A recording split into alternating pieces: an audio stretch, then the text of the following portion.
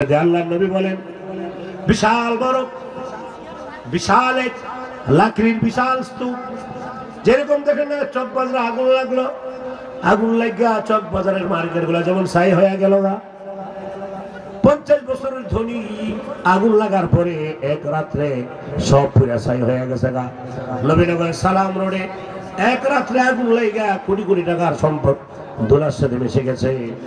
60-70 বছরের কামাল সম্পদ আগুন লাগলে এক রাত্রে যেমন নষ্ট হয়ে যায়, সাফ হয়ে যায়। আল্লাহর নবী বলেন হিংসা যদি কোনো মানুষের অন্তরে থাকে, আগুন যেমন লাকড়িকে জ্বালায়া সাফ করে দেয়, ছাই বানায় দেয়, হিংসা মানুষের সমস্ত নেক আমল, সমস্ত সওয়াবের কাজ জ্বালায়া ছাই বানায়া দেয়।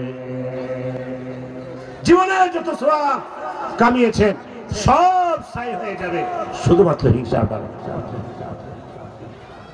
হিংসা হবে না, একজন আরেকজনের পিছনে লাগবেন না।